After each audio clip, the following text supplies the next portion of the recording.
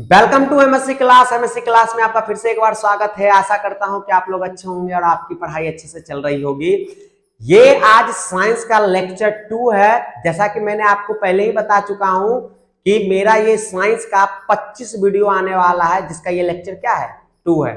तो चलिए बिना किसी देरी के स्टार्ट करते हैं आज की इस वीडियो को। चलिए देखिए, पहला प्रश्न है मस्तिष्क का औसत भार है।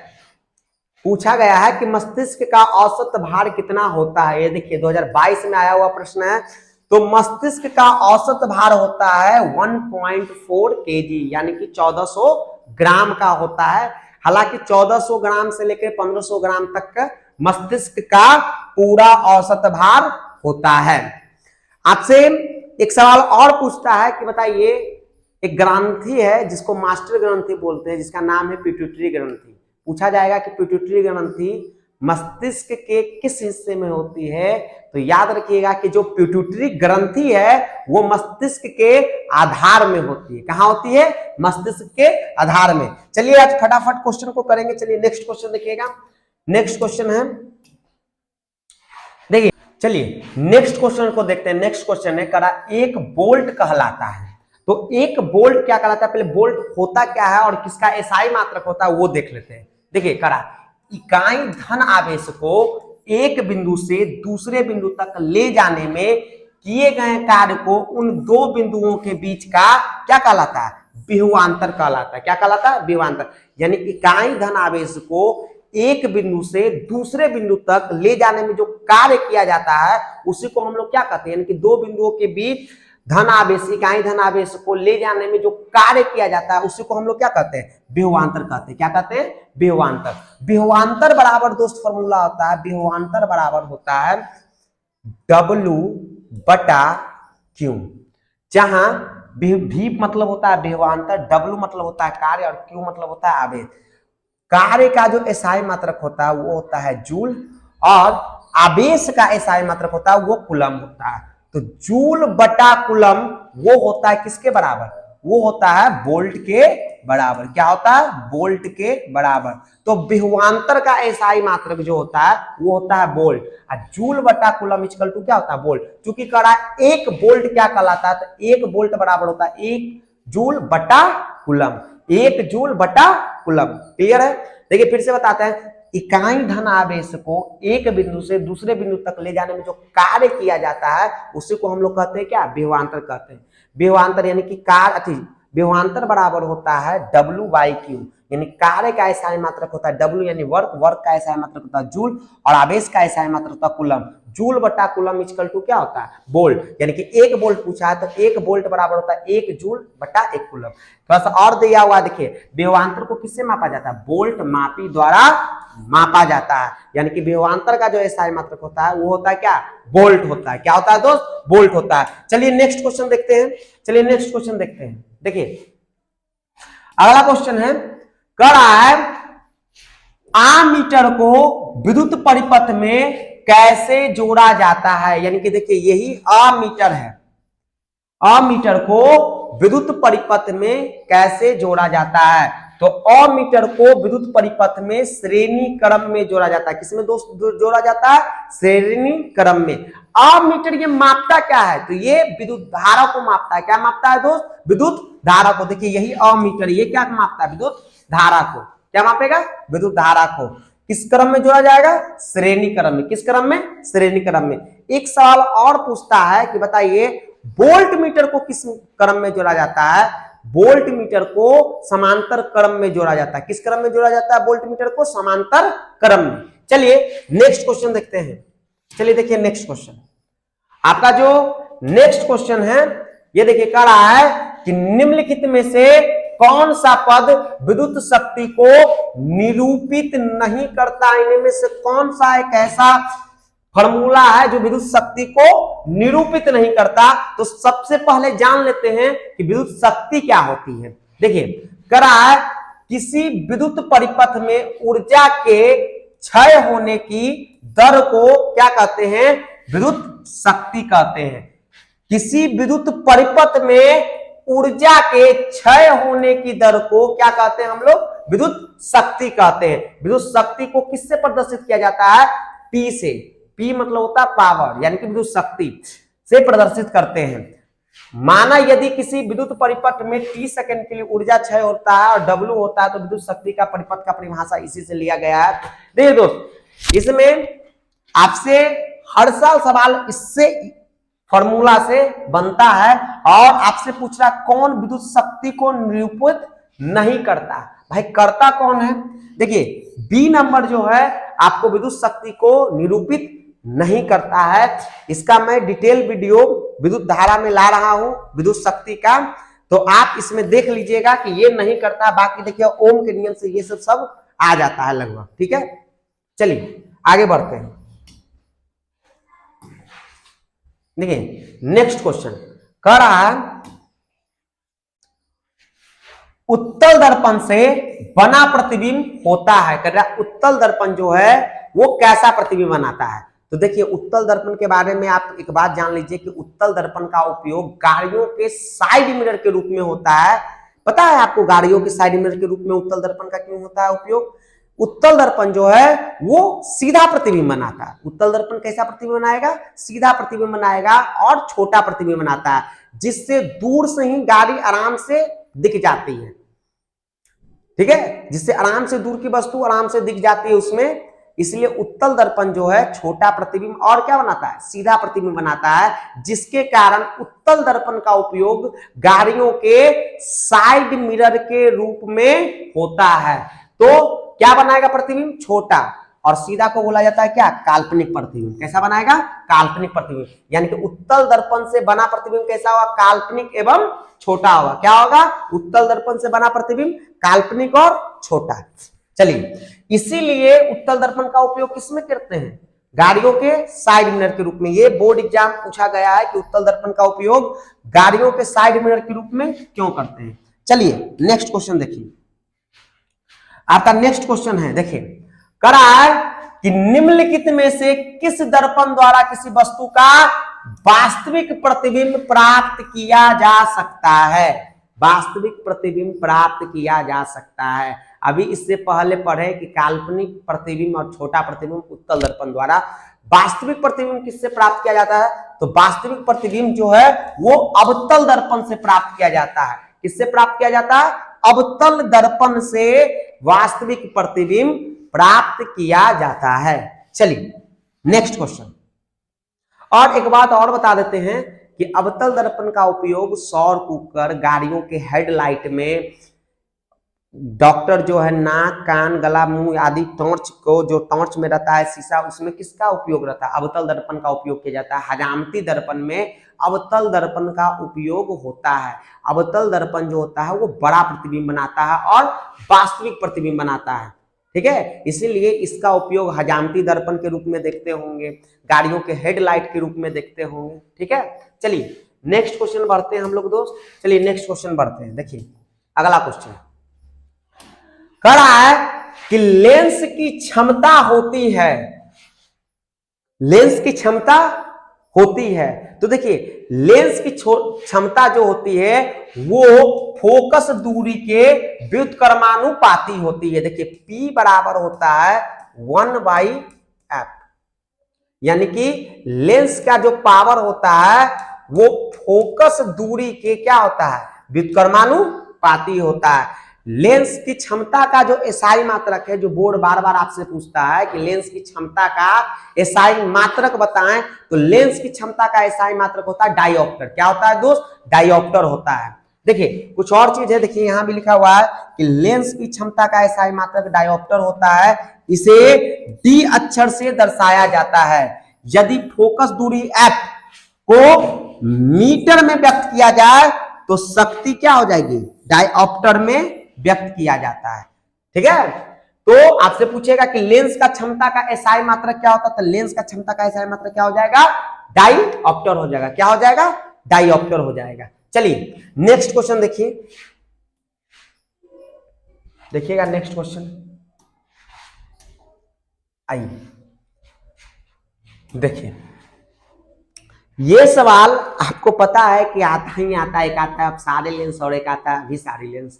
देखिएगा करा है कौन सा लेंस अपसारी लेंस भी कहलाता है, यानी कि कौन सा लेंस है जो अपसारी लेंस कहलाता है। तो अवतल लेंस को हम अपसारी लेंस कहते हैं, अवतल लेंस को हम क्या कहते हैं, अपसारी लेंस कहते हैं। तो सर ये तो समझ में आ गया सर कि अवतल लेंस को अपसारी लेंस आप कहते हैं। तो अभिसारी लेंस कहते हैं किसको है सर, तो अभिसारी जो लेंस है देखिएगा, अभिसारी लेंस, अभिसारी लेंस वो कहलाता है किसको, उत्तल लेंस को। किसको, उत्तल लेंस को। ध्यान रखिएगा ये लेंस पे लागू होता है, दर्पण मार के नहीं चलाइएगा। चलिए आगे बढ़ते हैं, क्या बताएं, अपसारी तो अवतल, अभिसारी तो उत्तल। चलिए आगे बढ़ते हैं। देखिए दोस्तों कहा है कि निम्नलिखित में से कौन उत्तल दर्पण की फोकस दूरी है जिसकी वक्रता त्रिज्या क्या होती है, 32 सेंटीमीटर। सबसे पहले जो फोकस दूरी होती है उत्तल लेंस है कि दर्पण, सॉरी दर्पण है, उत्तल दर्पण का वो धनात्मक होता है। तो भाई निगेटिव वाला तो होगा ही, जो होगा पॉजिटिव वाला होगा। तो देखिए हम पढ़ चुके हैं कि F बराबर, ये फॉर्मूला भी सिद्ध किए होंगे आप, F बराबर R/2, यानी फोकस जो दूरी है वो वक्रता त्रिज्या की क्या होती है, आधी होती है। फोकस दूरी वक्रता त्रिज्या के आधी होती है। कभी कभी ऐसे भी सवाल आपसे पूछ देगा 2F बराबर R, कभी कभी ऐसे भी फंसा के दे देता है, वो पूछेगा कि फोकस दूरी वक्रता त्रिज्या में संबंध बताएं, और कभी कभी F बराबर R/2 ना देकर, देखिए 2 यहाँ गुना होगा तो 2F बराबर क्या हो जाएगा R। आपसे क्या बोल रहा है कि उसकी वक्रता त्रिज्या क्या है, यानी कि R का मान आपको दे रखा है कितना, 32। F निकालना तो F बराबर क्या होता है, R/2। R का मान है 32 बटा 2 से भागा देंगे तो कितना आ जाएगा, 16। यानी कि इसका जो उत्तर आ जाएगा वो 16 सेंटीमीटर आ जाएगा, 16 सेंटीमीटर।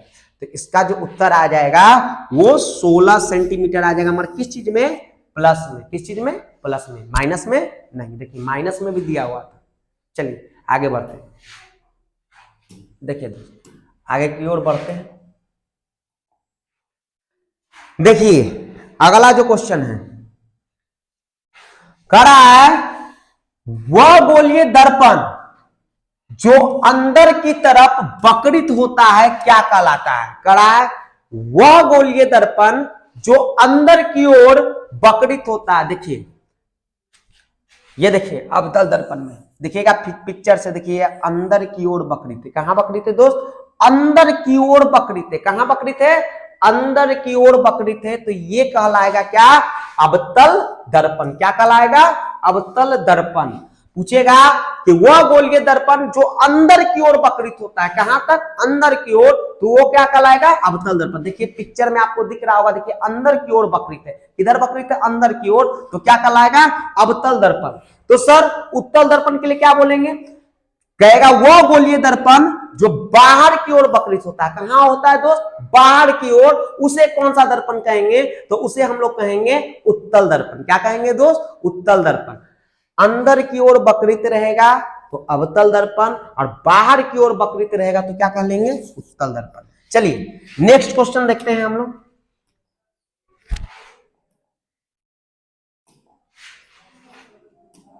देखिए नेक्स्ट क्वेश्चन कह रहा है रासायनिक अभिक्रिया में भाग लेने वाले पदार्थ को कहा जाता है। यानी कि जो रासायनिक अभिक्रिया में भाग लेते हैं उन पदार्थ को हम लोग क्या कहते हैं। तो देखिए जो रासायनिक अभिक्रिया में भाग लेने वाला जो पदार्थ है उन्हें हम लोग कहते हैं अभिकारक। क्या कहते हैं, अभिकारक। पूछेगा रासायनिक अभिक्रिया में भाग लेने वाले पदार्थ को क्या कहेंगे, अभिकारक। तो सर और कुछ बताइए, तो चलिए एक चीज और बताते हैं। देखिए दोस्त जो प्रश्न बनते हैं वो बनते हैं थ्योरी से, और जब तक आपको थ्योरी नहीं पता रहेगा तब तक आप ऑब्जेक्टिव को सही सही आप नहीं मार के आ सकते। आप कितनों रट लीजिए, आपसे प्रश्न छूटना एकदम तय है। तो जब भी आप ऑब्जेक्टिव पढ़िए तो डिटेल में पढ़िए, बहुत अच्छा होगा, रिलेट करके पढ़िए। कि भाई देखिए ये ऐसे क्वेश्चन है तो ये भी तो क्वेश्चन बन सकता है। जैसे मैं बताता हूं, देखिए रासायनिक अभिक्रिया में भाग लेने वाले पदार्थ को कहा जाता है अभिकारक, जबकि रासायनिक अभिक्रिया के बने फलस्वरूप पदार्थ को क्या कहते हैं, तो उसे हम लोग कहते हैं क्या, उत्पाद। क्या कहते हैं, उत्पाद। यानी कि जो रासायनिक अभिक्रिया, जैसे मान लिया दूध से दही बन गया, दूध से दही बन गया, तो जो दही बना वो क्या कहलाएगा, उत्पाद कहलाएगा। क्या कहलाएगा, उत्पाद। क्या कहलाएगा, उत्पाद। यानी कि इसको इंग्लिश में कहा जाता है प्रोडक्ट। क्या बनेगा, प्रोडक्ट। चलिए आगे की ओर बढ़ते हैं। भाग लिया यानी कि जो रासायनिक अभिक्रिया में दो या दो से अधिक पदार्थ जो भाग लेता है उसे हम लोग कहते हैं क्या, अभिकारक। और जो रासायनिक अभिक्रिया के फलस्वरूप जो बनता है उन्हें हम लोग कहते हैं क्या, उत्पाद। क्या कहते हैं, उत्पाद। चलिए नेक्स्ट क्वेश्चन देखिएगा।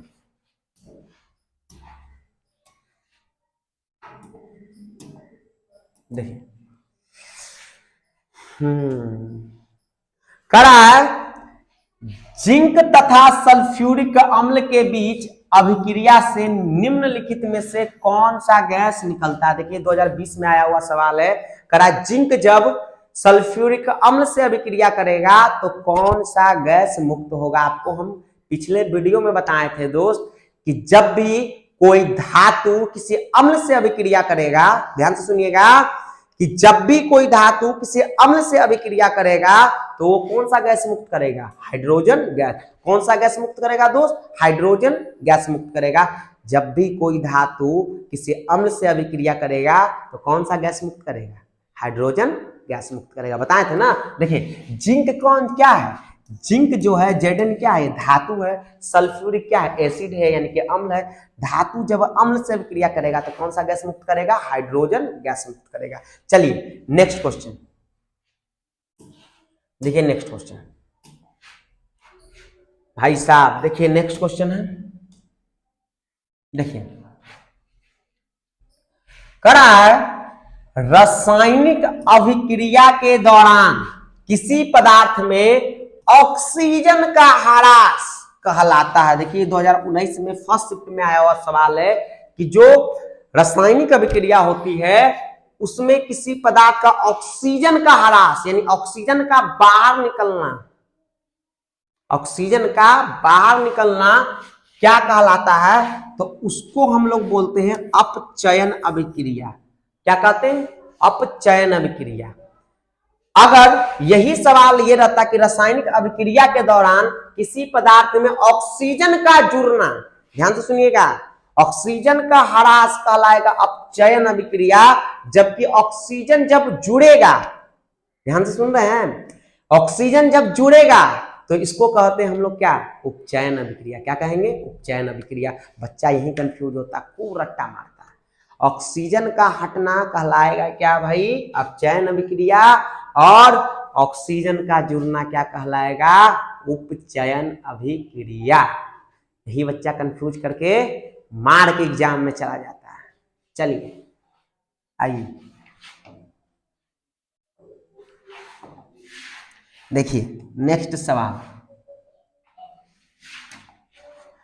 करा है कि जिन अभिक्रियाओं में ऊर्जा अवशोषित होती है उन्हें क्या कहते हैं।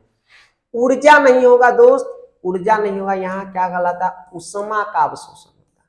क्या होता है, उष्मा का अवशोषण होता है, उसे क्या कहते हैं, तो उष्मा का अवशोषण होता है उष्मा शोषी अभिक्रिया में। किसमें होता है, उष्मा शोषी अभिक्रिया में उष्मा का अवशोषण होता है। और उष्मा का बाहर निकलना उष्मा क्षेपी अभिक्रिया कहलाएगा, जबकि उष्मा का अवशोषण उष्मा शोषी अभिक्रिया क्या कहलाएगा, उष्मा शोषी अभिक्रिया।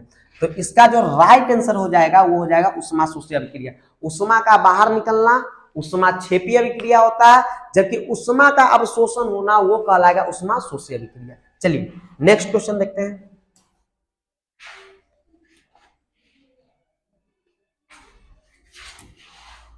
देखिए दोस्त ये भी 2022 का फर्स्ट शिफ्ट में आया हुआ क्वेश्चन है, और इस प्रकार का समीकरण बार बार आपको बोर्ड एग्जाम देता है।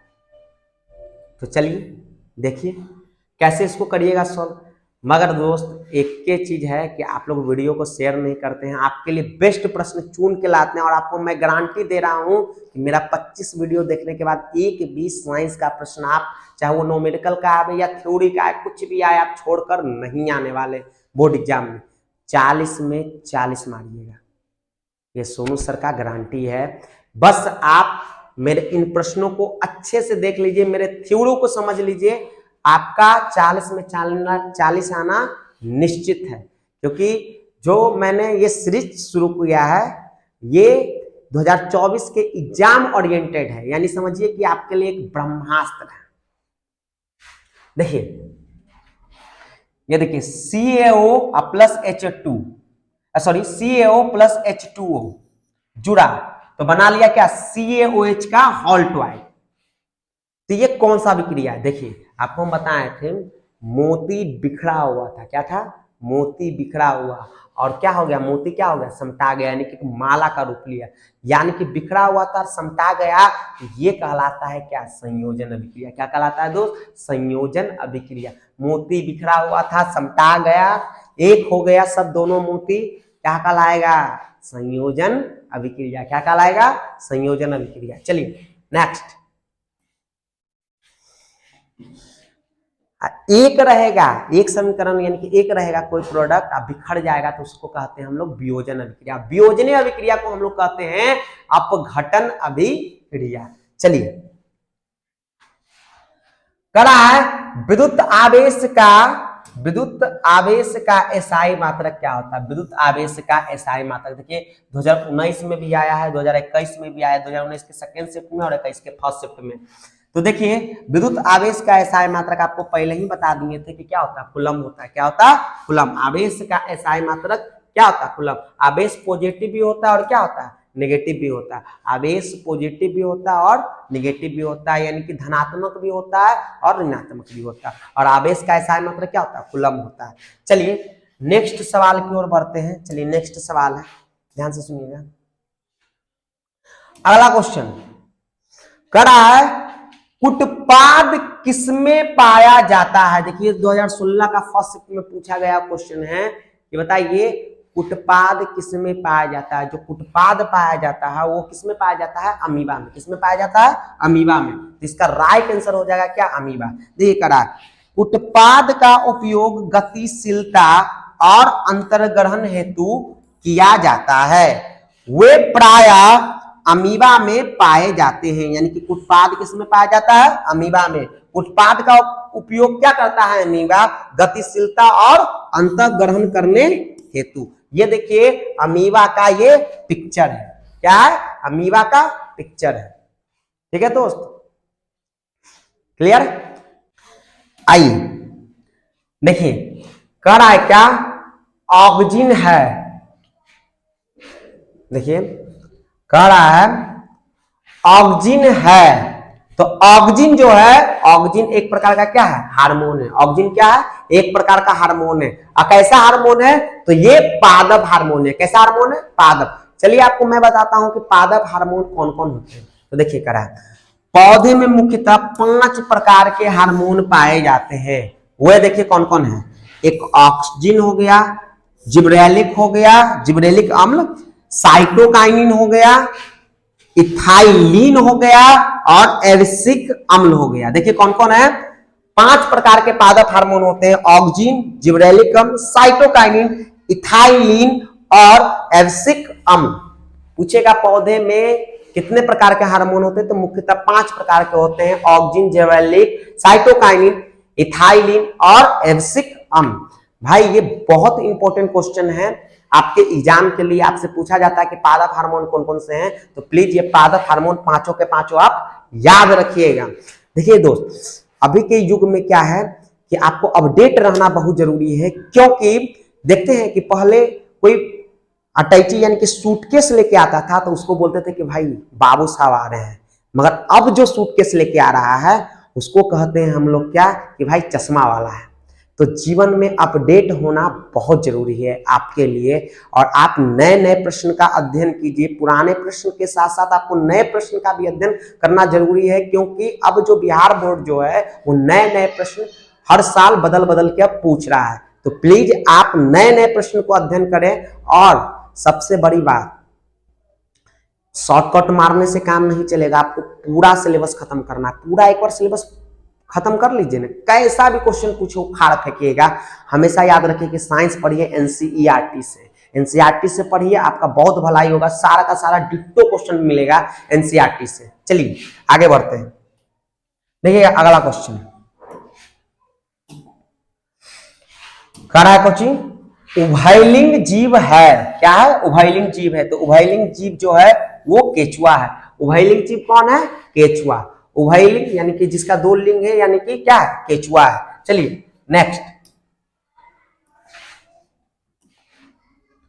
देखिए अगला क्वेश्चन कह रहा है, मुकुलन द्वारा प्रजनन किसमें होता है? देखिए 2014 में आया हुआ है, मुकुलन द्वारा प्रजनन किसमें होता है? तो देखिए भाई, मुकुलन कहते किसको? कह रहा मुकुलन की प्रक्रिया में एक छोटा सा जंतु जनक जीव पर पैदा होता है और समय आने पर यह जनक जीव से अलग हो जाता है। देखिए एक छोटा सा जीव, देखिए यहां देखिए पैदा हुआ, या देखिए यहां से स्टार्ट हुआ, देखिए अपने जनक जीव पर ही पैदा होता है और समय आने पर ही जनक जीव से क्या होता है? अलग हो जाता है। यह देखिए कितना बड़ा हो गया, और बड़ा होकर क्या हो जाता है? अलग हो जाता है। यह प्रक्रिया क्या कहलाता है? मुकुलन का प्रक्रिया कहलाता है। मुकुलन में कौन कौन आते हैं?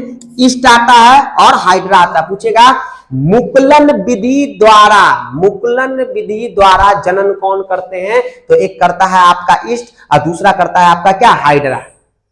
सुनिएगा ध्यान से, पूछेगा मुकुलन विधि द्वारा जनन कौन करता है? एक करता है ईस्ट और दूसरा करता है क्या? हाइड्रा। ठीक है। और एक सवाल और पूछता है कि द्विखंडन विधि द्वारा जनन कौन करता है? तो द्विखंडन विधि द्वारा अमीबा जनन करता है। कौन जनन करता है दोस्त? अमीबा जनन करता है। Most VVI. अब बहुविखंडन द्वारा कौन सा, बहुविखंडन विधि द्वारा कौन सा जीव प्रजनन करता है? तो वो है प्लाज्मोडियम। कौन है? प्लाज्मोडियम। बहुविखंडन द्वारा प्लाज्मोडियम और द्विविखंडन द्वारा कौन होगा? अमीबा। अब मुकुलन द्वारा कौन होगा? ईस्ट और हाइड्रा। कौन होगा? ईस्ट और हाइड्रा। चलिए नेक्स्ट प्रश्न की ओर बढ़ते हैं। चलिए दोस्त, प्रश्न की जो संख्या थी वो समाप्त हो चुकी है। उम्मीद करता हूं कि आपको ये वीडियो बहुत अच्छा लगा होगा और आपको अच्छी जानकारी मैं दे पाया हूं।